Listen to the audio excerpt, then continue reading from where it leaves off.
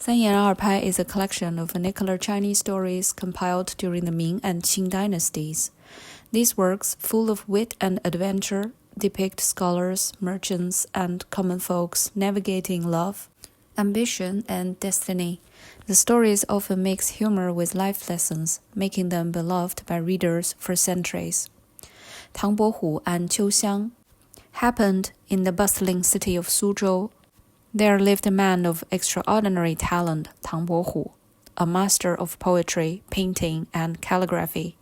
He was admired by all, but despite his gifts, fate played him a cruel hand. When he was young, Tang Bohu's verses captured the admiration of a high-ranking official, who recommended him for imperial exams. However, his bold personality and love for free-spirit living displeased some examiners. A scandal involving leaked exam questions unfairly implicated him, and he was stripped of his scholarly status. Disillusioned, he abandoned the pursuit of fame and chose a life of poetry, wine, and art.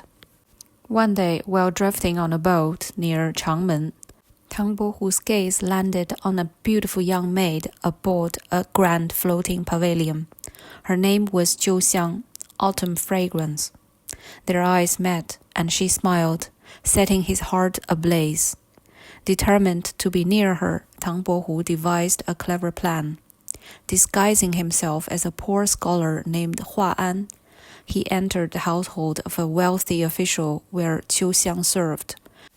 With his quick wit and literary brilliance, he soon gained favor, rising from a lowly servant to the personal tutor of the family's young master. He even impressed the learned scholars of the house with his poetic skill. But Tang Bohu had only one true goal: to win Qiu Xiang's heart. Seizing an opportunity, he approached the lady of the house and humbly requested to marry one of the maids.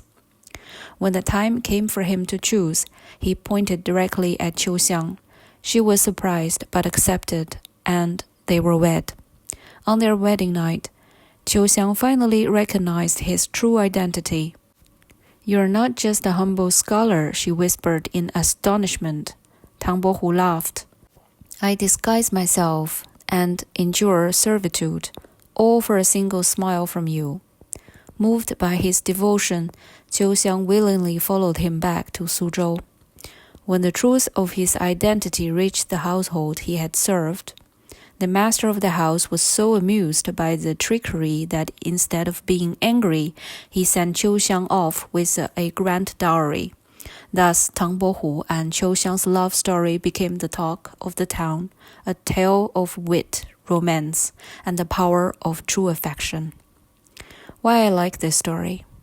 Tang Bohu's story is cherished for its playful, yet touching portrayal of love and cleverness. His daring scheme, quick thinking, and deep passion makes him an unforgettable character. The tale reflects the timeless desire for love beyond social class and celebrates the charm of intelligence and humor in overcoming obstacles.